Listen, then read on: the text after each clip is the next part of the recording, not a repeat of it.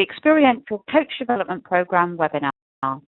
One's about building your own self-awareness. And you'll hear myself, Michelle, the course director.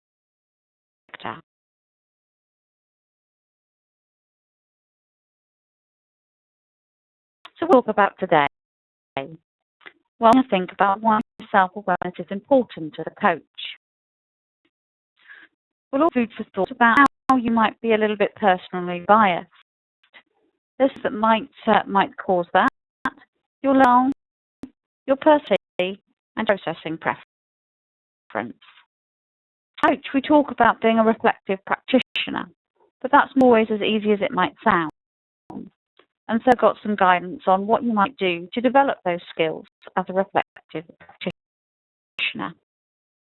The coach program is all about developing as a coach in a way that's unique for you. I'm urging everybody to be authentic in how they work, and summed up by Edna Murdoch's inspirational quote, "Who you are is your coach." A bit more about that later. Assignment, once you've finished the webinar itself, so around what you need to do for that, and a reminder on who to go to if you have any questions.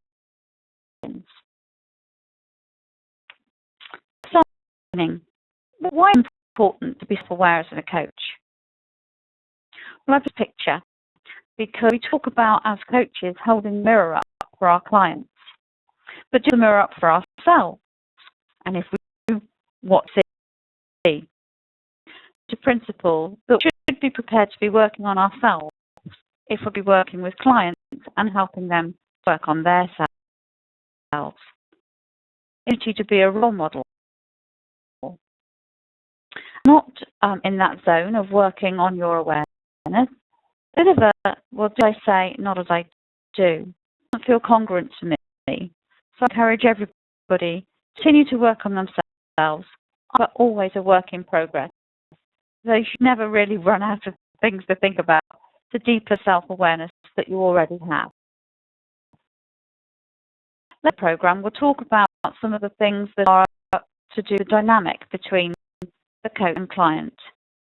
Techniques known as transference, and our process. Not just yet, as you don't have to worry about what they are and how they happen. Well, just yet anyway. But the essential thing is that we need to be clear about how we might be influencing the dynamics. And if we don't have good self-awareness, then it's not really a great place to be able to understand and interpret what's going on in the coaching room. So, of good use to our clients, we have the best self-awareness that we can. Of course, a practical element too. Self-awareness probably means you need to be in the coaching there as a coach too. And if you've had first-hand experience of coaching tools and techniques, that just has a little bit of credibility, I think, in terms of offering them to your clients. You can firsthand about what it felt like when you did that particular exercise or technique, what you didn't like about it as well, because that's important sometimes to your people, but not vice versa. So how might we be biased? Be more self-aware. We need to be aware of how certain things might be influencing our perceptions of the world. So what potential sources of bias might be? Have a look at three things that might do what you do and don't see when you're working with clients. The first is learning styles. You have Honey and Mumford identified 4 different ways of learning. They tend to like frameworks and theories and models, and I'll be reading about that in the abstract, from books or articles or journals. They don't talk it through. They just quite like reading about it. They really don't like the theorists. They want to jump in and experiment and find out by doing. Pragmatists, they're always kind of thinking, well, what's doing this? So they might take a look at theory, but they want to know how it applies to their particular situation. And they rest a lot on experience and thinking, evolving things from what they've done before. Tend to be better thinkers and will need time to digest and review and sort of move things over before it makes sense to them. So there's different styles. You learn is likely to influence what you suggest to your clients for you. What is your learning style? Do you know already? If not, there is a share on BoxNet. So pause and take the time to complete the questionnaire so that you know what your learning style is. Important to establish that, think about it influence how you coach. So, for example, if you're an activist and you like to jump in and get on with it and experiment a bit, you might be encouraging your client to do the same. Well, that's if they're an activist too. If they're a reflector, for example, who has time to think about it and work out how that might work for them, that's likely to create a disconnect between the two of you. Press the pause button if you don't know what your learning style is, or if you do, get your active journal out. Think about what learning style is and how it influences how you coach when you carry a webinar.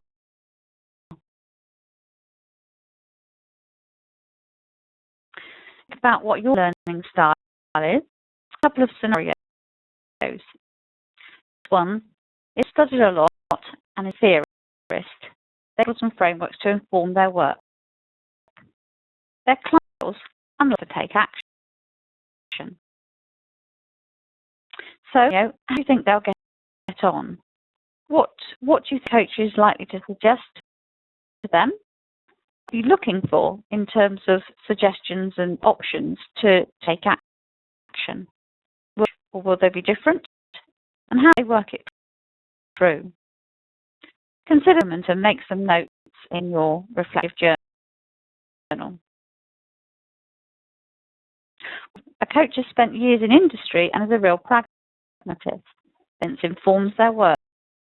The client is a writer and have time to ponder. How do you think they'll get on?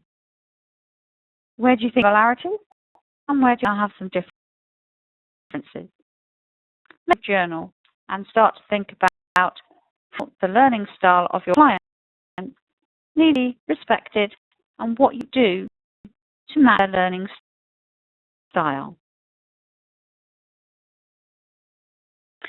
This is your personality. Different tools that you can use to find your personality type, particularly like the MBTI, are quite accessible, and organizations seem to use it too. Familiar with it, you'll know that there's 4 dimensions. An individual's personality could be at one or the other end of that dimension. And we have preferences with personality in the Myers-Briggs. So a preference for extroversion. These are the people that like to talk things through. They kind of think through talking. The introverts tend to be more reflective. And they like to think things through before they voice it. The second is really about how people take on information. And Myers-Briggs N, it's called vision. Other people that like big pictures or a top-down thinker, I call them. As to the sensing personality, which is much more detail-oriented, is up in the way that they make sense of information. Vision is very much about how we go about making decisions. So thinkers and very logical, and they're called feeling people, and they're more tuned into emotion and driven by values. The vision is about how they like to control their world. So people that have a P preference are spontaneous, more urgent, and go with the flow. J personality is much more planned, like scheduled and controlled. I hope your cartoon there. Different kinds of personalities can do different things for roles. Firstly, have a think about what your personality type is and how that might start to influence how you offer your coaching services. Think about it. So, in the following scenarios, what about a coach that's previously worked in industry and has had to make lots of tough decisions about people?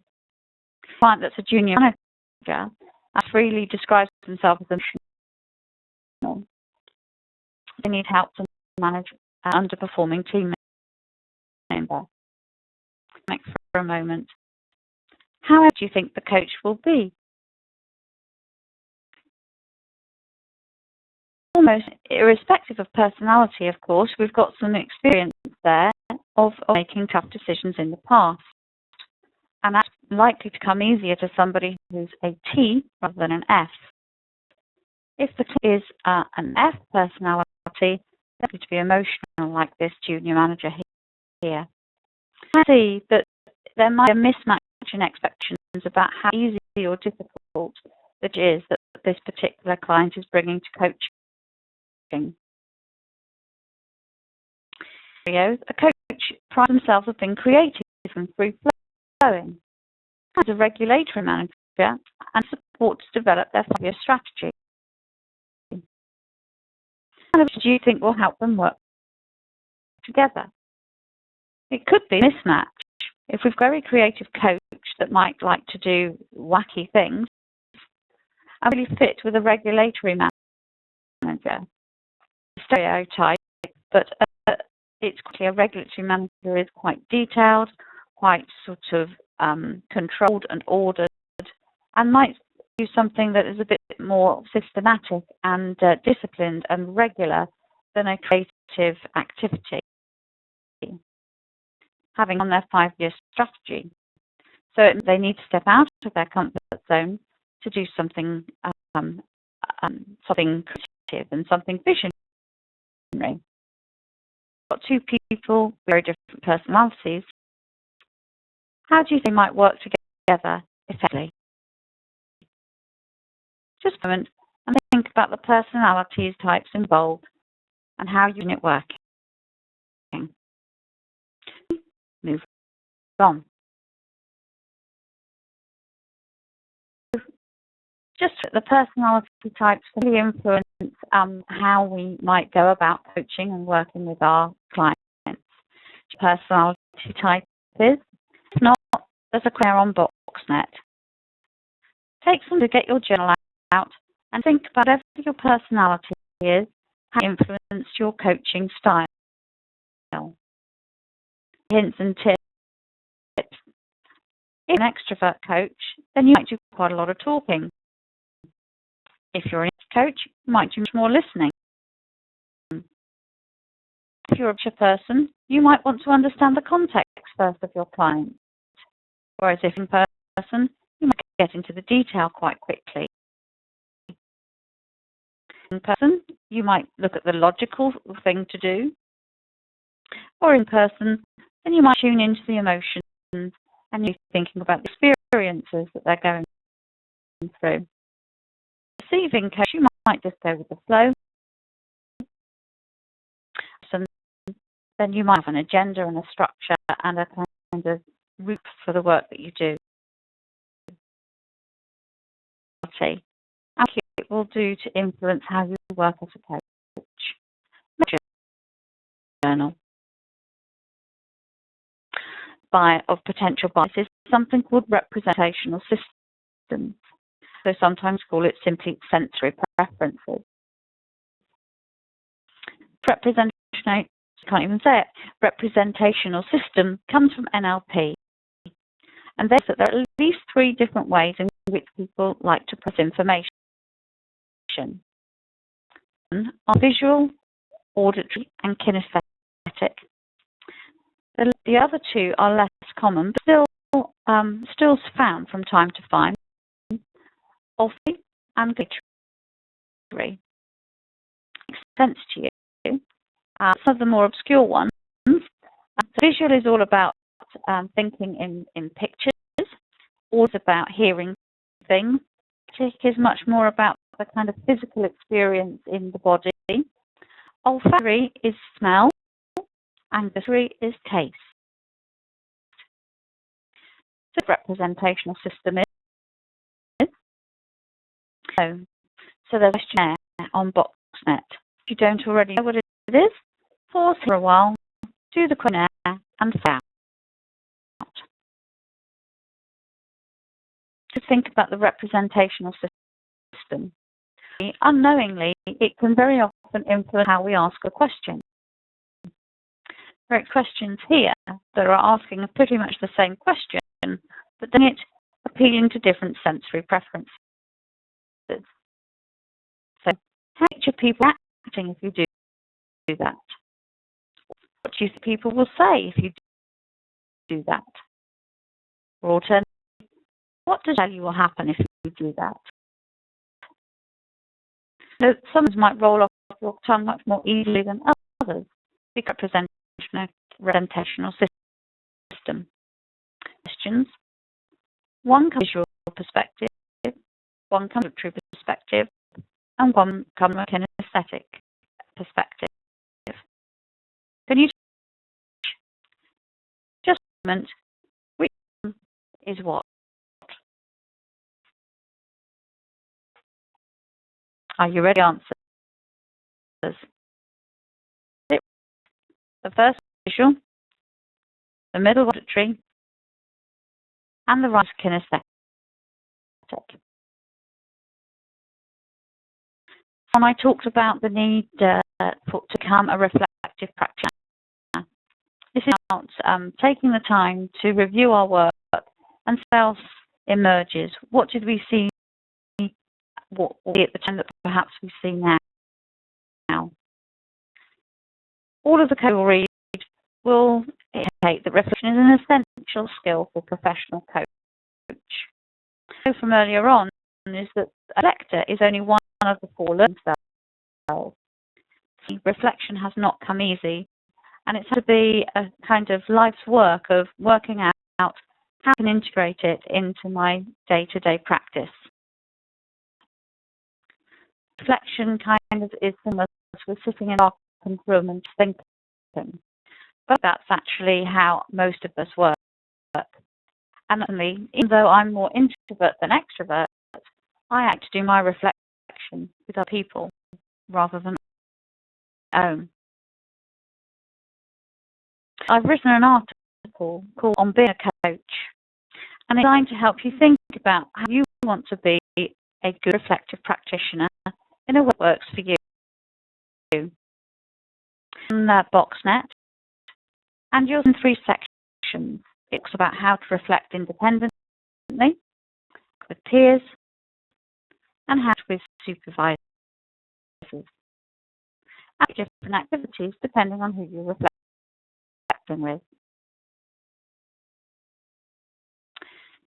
You reflect on your activities in your job. What kinds work best for you? 3 different methods I've outlined on the left of the page. What works best for you? A person that does like to reflect on their own journals, or maybe having a matrix like a competency framework to kind of map your thoughts against. Reflecting with peers, maybe coaching and some informal conversations with people in a similar situation to yourself. With a supervisor, perhaps somebody who's more experienced in the field you're in. Take off your work. Think about CPD topics to discuss. What's going to work best for you? Log this journal. See you later. So we're towards the end, and I offer you this quote from Edna Murdoch of the Coaching Supervision Academy. I think it's a wonderful phrase. Who you are is how you coach. Saying that, everybody will coach in a different way and influenced by the myriad of things that we've gone through in our life to date. It's influenced biases. So knowing those things, the better being clear and clean for our clients. As I said, the phrase was coined by Edna Murdoch, hinting at the fact that we need to know ourselves before we can help our clients get to know themselves. If you work, then she talks a lot about personal presence, and can actually be as useful or perhaps even more useful than the tools and techniques we pick up along the way. Every client is unique, and in each is unique. The right way, only your way. What isn't is authentic. Assessment activity for this webinar. Preparation for that, think the questions we've already been asking this webinar. In your think what learning style is. It's how you support your clients to learn and what to be vigilant about. What personality type? That's how you communicate with your clients. Potential bear traps that you could fall into. And what's your primary representational system? Influence your coaching style. Can you encompass the different systems within your repertoire?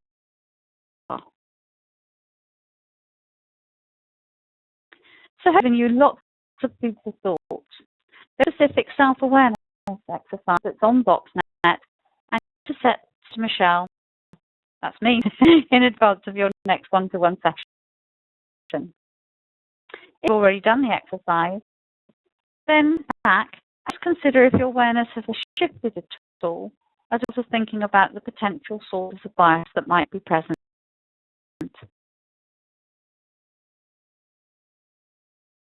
That's about. Just remember, if you have any questions, email me at consultancy.co.uk. Thank you, and good your assignment.